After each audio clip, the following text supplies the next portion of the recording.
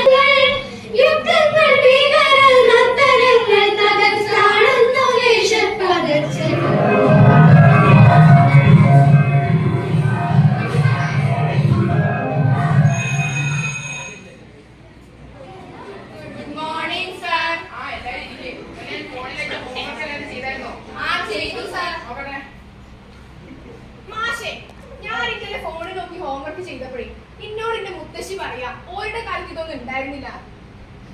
എടി മണ്ടി, ഇതൊക്കെ സയൻസിന്റെ ഒരു കളിയല്ലേ മാഷി? അങ്ങനെയാണെങ്കിൽ സയൻസിനെ പറ്റി ഒരു കഥ പറഞ്ഞു തരൂ. കഥ വേണം.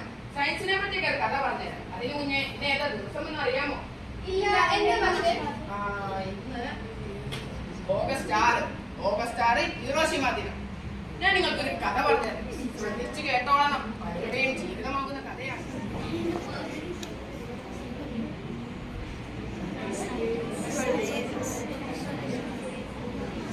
ഇതൊരു സൂത്രം.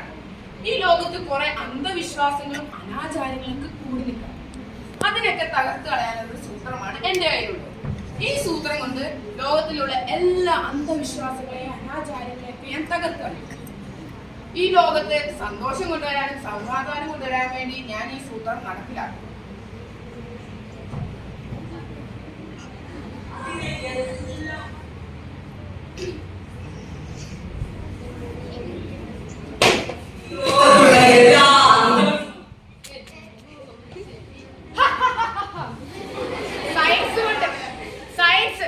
സയൻസ് കൊണ്ട് ഞാൻ ഈ ലോകം എന്റെ കൈക്കുള്ളില്ല. അത് ലോക നന്മയ്ക്ക് വേണ്ടി ഉപയോഗിക്കാനുള്ളതാണ്. ലോക നന്മ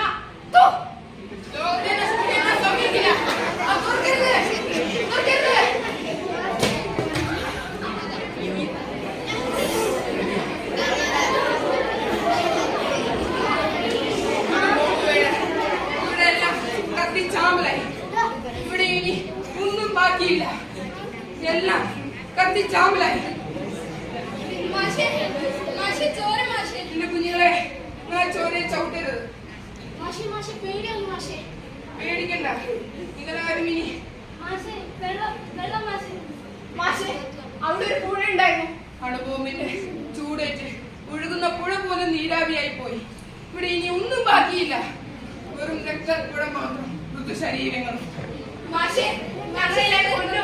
പേടിക്കണ്ട, നിങ്ങളെ ആരും കൊല്ലില്ല. ചൂടേറി ഇവിടെ ഒരു മരുഭൂമിയായി. കഴിഞ്ഞില്ല, ഇതൊന്നും തീർന്നില്ല. നിങ്ങൾ ആ കുട്ടിയെ കണ്ടോ? 1945 അമേരിക്കയിൽ ബോംബുകൾക്കിടയിൽ രക്തസാക്ഷിയാവേണ്ടി വന്ന ആ പാവം. ബോംബുകൾ കാരണം മാരകമായ ക്യാൻസറുകളിൽ നിന്നാണ് ആ പെൺകുച്ചി കടന്നുപോയത്. ജപ്പാനിൽ ഒരു വിശ്വാസമുണ്ട്, 1000 കടലാസ് കുത്തുകൾ കൊണ്ട് പ്രാർത്ഥിച്ചാൽ രോഗമുക്തമാവുന്നു. ഇങ്ങനെ കടലാസ് കൊക്കുകൾ കൊണ്ട് പ്രാർത്ഥിച്ചാൽ എന്റെ അസുഖം ഭേദമാകുമെന്നാണ് ഡോക്ടർ പറഞ്ഞത്. ഇപ്പോ 645 എണ്ണമായി. 646 ഉണ്ടാക്കാൻ നിങ്ങൾ എന്നെ സഹായിക്കുന്നു. അങ്ങനെ എത്ര സനാപന്മാർ, നിരപരാധികളായ എത്ര പേരിങ്ങനെ യുദ്ധഭൂമിയിൽ മരിച്ചു വീഴുന്നു. ഈ യുദ്ധം കൊണ്ട് ആർക്കാണ് പ്രയോജനം? ആർക്കാണ് നേട്ടം? ലോക നന്മയ്ക്ക് ഉപയോഗിക്കുന്ന സയൻസ് കൊണ്ട് നമ്മളെ ചുട്ടരിക്കുകയാണല്ലോ. സനാ ഉണ്ടാക്കിയുടെ ഈ വെള്ളപ്പൊക്കുകൾ ലോകത്ത് സമാധാനം കൊണ്ടുവരും. നമുക്ക് ലോകത്ത് യുദ്ധമില്ലാത്ത സന്തോഷത്തിന്റെയും സമാധാനത്തിന്റെയും ഒരു ലോകം വരവേൽക്കാം. നമുക്ക് വരവേൽക്കാം.